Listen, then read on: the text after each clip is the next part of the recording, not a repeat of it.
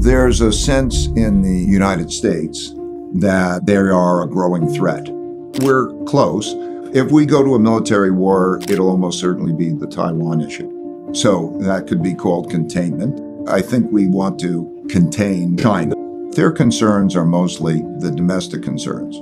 How do they deal with the demographics issue? How do they deal with their own domestic issues? You know, when you run a country, the major issues are the internal issues. How do you make sure you deal with corruption? How do you deal with all the issues that they face? Poverty in the east, in the western part of China, environmental issues, the property bubble that's bursting, the COVID issue.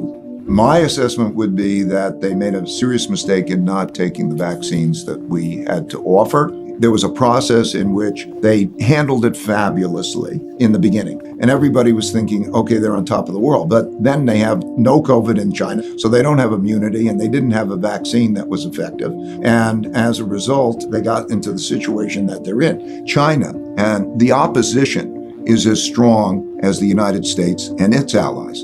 And so we have a conflict. And there are 5 kinds of wars, and they start in this order, just sequentially, typically. A trade war, a technology war, a geopolitical influence war. Then you get into a capital and economic warfare, which we are now with sanctions. They always happened in history. And then there's a military war. And so you could see that progression happen through time. And that creates a template. So I like to look at the template and then plot dots to see how we're transpiring relative to that template. China holds a lot of American debt. Yeah. Should we worry about that? I think they should worry about it. I don't believe that they'll sell the debt. And if they sell the debt, we would, again, like others, just print more money and it would depreciate in value.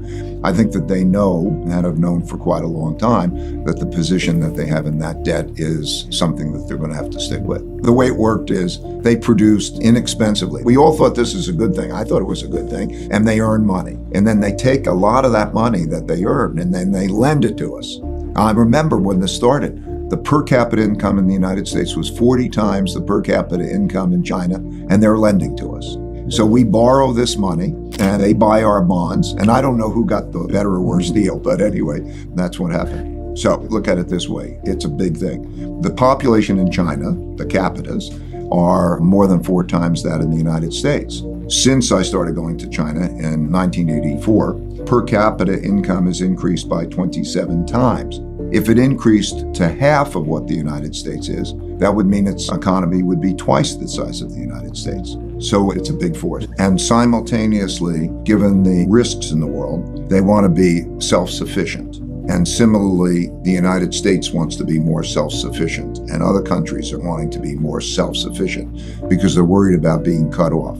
The main reason that China did not denominate its exports and trade in the currency and did not denominate its lending is that they didn't want to be a threat to the United States, because that's a threatening act. If the United States loses, now we were in a different era then, just to explain it. They became the largest trading country in the world. In other words, did more trade than any other. They could have operated in their currency. In terms of lending, international lending, they're the largest lenders, and they could have done that in their currency. They chose not to because they perceived that that would be a threat. They were not trying to disrupt the world order. But now we have a different set of circumstances worldwide. This leadership was the same, of the same mind. And I think is pretty much today, they don't want to disrupt the world order. But they want to be as great as they can be. They want to be as rich and powerful and so on. But they don't want to disrupt the world order. If you look at history and you understand international relations, which is very much like Confucianism, what you have is called a tribute system. And that means each country is in the place, they know their place, they know the hierarchy. Like in the old days, it's almost like other countries would be almost a vassal state. You would say, I know that you have the power, you pay respect, and you operate in a harmonious way. But the idea of war is a horrendous idea. So I think that they would probably be just as happy if you divided the world in half, their half and we had our half, and there was peace in the world. I'm just saying an objective is not to dominate the world. An objective is to operate in a way where there is no such war. However, that they are as strong and powerful and healthy and prosperous as they can be. I think it's very difficult for a lot of Americans who hold close to them the treasured, I live the American dream, team. I know equal opportunity. I know the ability to speak up. I know that those types of values. But it's difficult for other Americans to understand why they have a different point of view about what works better. A very good example of a cultural case. I think it was the NBA team. An individual spoke out on Hong Kong. And the Chinese not only punished that team, but they punished the NBA.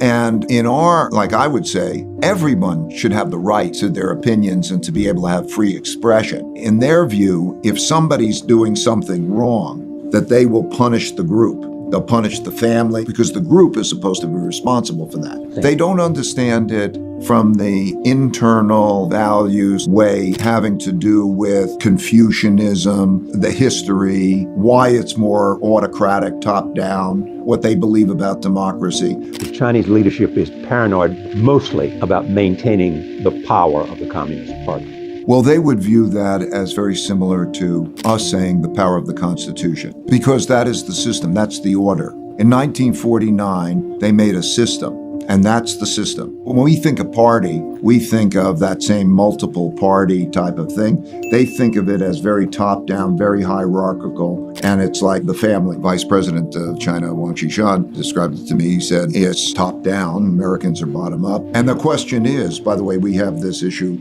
are we fighting for that ideology? These are bigger questions. Are we fighting for a democracy and capitalism? Or do we believe that others can find their own approaches and may the best approach win out? That becomes a big question as we pursue it. So that is their approach. It may not be my approach. They will not give that approach up any more than Americans would give up the Constitution, let's say, or their freedom of speech up. So we just have to understand it's like a religion. You know, as we have different religions all around the world, they're deeply held beliefs, and each believes in that they're going to get the right outcomes by pursuing them. And what do you do about that? There's also the question of human rights. And clearly, the Chinese have a different view than a lot of people around the world. How do you approach that?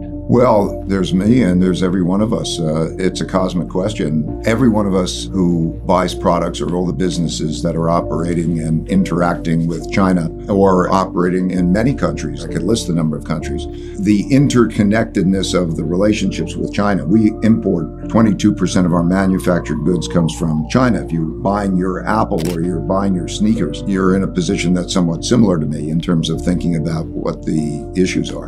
What I do is I rely on the guidance of the government, both governments. I think in studying their dynasties, I studied the Tang dynasty, which is around 600, and I studied also other societies. It is the things that I've talked about before. It is in broad-based education. That Confucian system was the first meritocracy that came in to create broad-based education, and then they would have exams, and the people who would get the jobs would be the people who were the most capable, and they got away from corruption and those types of things.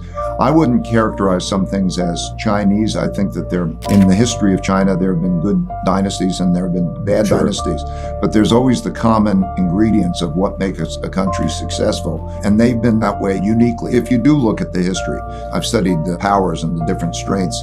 China has, through history, up until around 1840, been always like number one or two in the country because of hard work, because of meritocracy, because of being highly civilized. In other words, they are working in the same direction and they operate well to be productive together.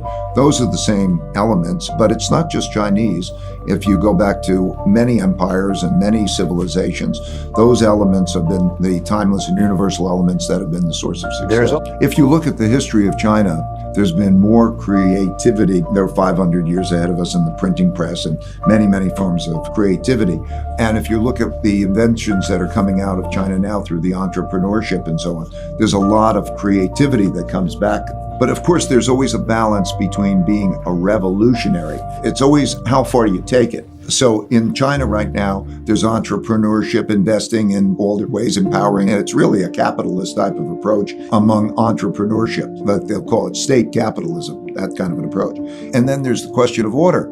So it is always in getting that balance correctly, because you can have disorder. Like in the United States, we could have enough disorder that could be disruptive to that process.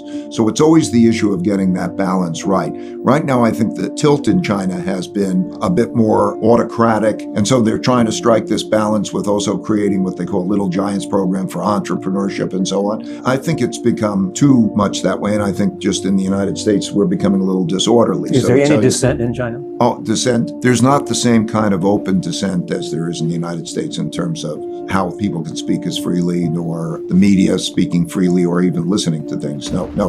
Dissent is more under the surface, particularly now.